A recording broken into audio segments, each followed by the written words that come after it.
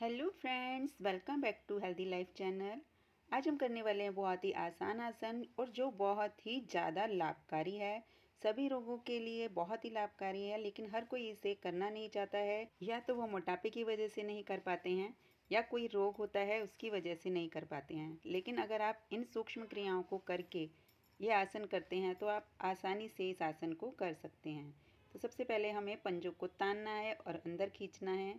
फिर उसके बाद उंगली अंगूठों को दबाते हुए पैरों की नसों को हमें मूव करना है। पैरों को ज़्यादा से ज़्यादा मूव करते हुए उनकी नसों को खोलना है ताकि पूरे पैरों की नसें खुल जाएं, कूलों के जोड़ खुल जाएं, हमारे घुटने एक्टिव हो जाएं, एड़ी पंजे सभी हमारे एक्टिव हो जाएं।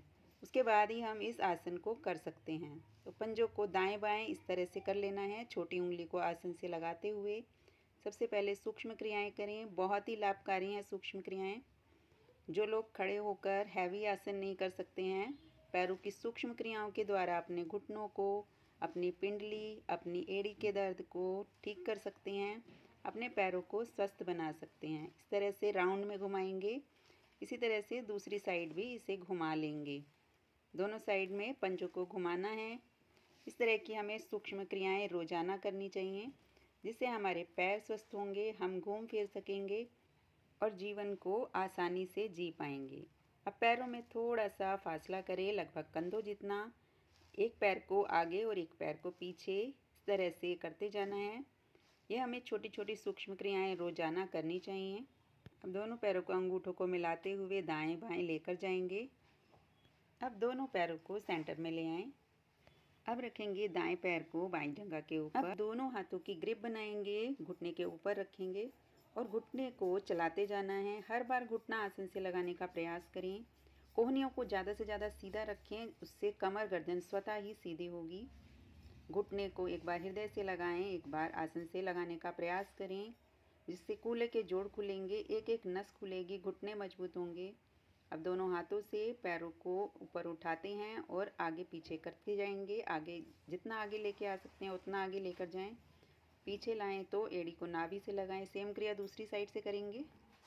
दोनों साइड करने के बाद हमें तलवों को मिलाना है, एड़ियों को ज़्यादा से ज़्यादा अंदर खींचना है और घुटनों को चलाते जाना है। हर बार घुटने आसन से लगाने का प्रयास करना है। हमें करना है बटरफ्लाई आसन, जिससे कूलों के जोड़ खुलेंगे, घुटने मजबूत होंगे, जंघाओं की चर्बी भी कम होगी। कमर गर्दन को सीधा रखते हुए इसे हमें करना है कम से कम 5 मिनट। उसके बाद ही हम लगाएंगे अपना अगला आसन, जो है पद्मासन। पद्मासन लगाने के लिए हमें दाएं पैर को बाईं जंघा के ऊपर रखना है। एड़ी को ज़्यादा से ज़्यादा नाभि के पास लेकर आएं, जितना ज़्यादा रख सकते हैं। अब इसी तरह से बायां पैर भी हमें दूसरी साइड रखना है, एड़ी को नाभि के पास लाते हुए। हो सके तो दोनों घुटनों को आसन से लगाने का प्रयास करें। जब आप धीरे धीरे रोजाना करेंगे तो आपका घुटना भी आसन से लगने लगेगा। कोई भी आप शक्तिशाली मुद्रा लगा लें। ध्यान करते समय आप इस आसन को लगा सकते हैं, प्राणायाम करते समय इस आसन को लगा सकते हैं। कोई भी मुद्रा लगा लें, चिन्मय मुद्रा, ज्ञान मुद्रा, अपान मुद्रा, समान मुद्रा, कोई भी मुद्रा लगा सकते हैं। इस आसन को लगाने के बहुत सारे लाभ हैं। इससे हमारा पाचन अच्छा होता है, जोड़ों का लचीलापन बढ़ता है, मुद्रा में सुधार होता है, तनाव कम होता है, एकाग्रता में सुधार होता है, मानसिक स्पष्टता आती है, शरीर को शांत करता है। यह आसन प्रसव में भी लाभकारी है, मासिक धर्म की समस्याओं से भी राहत मिलती है। जिन लोगों को रात रात को नींद नहीं आती है, पूरी रात जागते रहते हैं, उन्हें भी बहुत लाभ मिलता है। गठिया जैसे रोगों में भी ये बहुत ही ज़्यादा लाभकारी है। तो इस आसन को आप ज़रूर करें। वापस आने के लिए हमें दोनों हाथों को मिलाना है, दोनों हाथों को रब करना है। अच्छी तरह रब करें, जिससे हथेलियां हमारी गर्म हो जाएं। इसे अपने फेस पर, कपाल पर, पूरे शरीर पर धारण करें। आंखें बंद रखेंगे। हथेलियों को देखते हुए आंखें खोलें और अपने फेस पर लगा लें। आशा करती हूँ आपको ये जानकारी अच्छी लगी होगी। अच्छी लगी हो तो वीडियो को लाइक, शेयर एंड सब्सक्राइब करें। Thanks for watching.